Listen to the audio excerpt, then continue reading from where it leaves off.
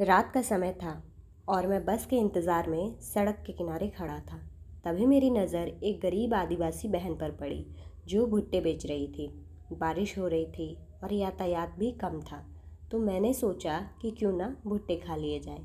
मैंने उससे कहा, बहन एक 10 वाला भुट्टा दे दो। उसने बड़ी ही सादगी से जवाब दिया, भैया 10 वाला भुट्टा नहीं है।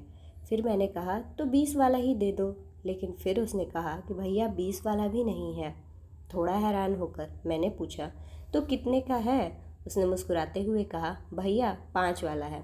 मैंने थोड़ा चौंकते हुए कहा, ठीक है 5 वाला ही दे दो। इस बात में जो खास बात थी वो उसकी ईमानदारी थी। वो चाहती तो मुझे 10 रुपये या 20 रुपये भी ले सकती थी, क्योंकि रात का समय था, बारिश हो रही थी और लोग भी कम आ रहे थे।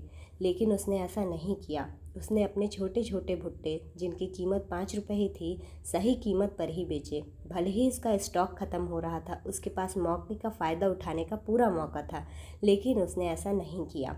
इस घटना से हमें एक बड़ी सीख मिलती है। वो गरीब आदिवासी बहन बड़े बड़े व्यापारियों को ये सिखा रही है कि मौके का गलत फ़ायदा नहीं उठाना चाहिए। ईमानदारी से कमाना ही सच्चा रास्ता है।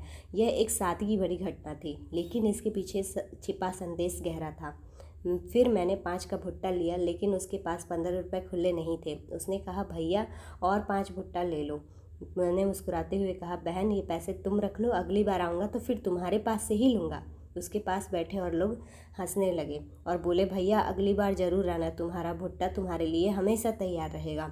इस घटना ने मुझे यह एहसास कराया कि जीवन की बड़ी सीख सिर्फ किताबों या बड़ी घटनाओं में नहीं होती, बल्कि कभी कभी हम इन आसपास की छोटी छोटी घटनाओं से भी बहुत सारी चीज़ें सीख सकते हैं। इस गरीब लेकिन ईमानदार बहन और उसके परिवार को मैं दिल से नमन करता हूँ।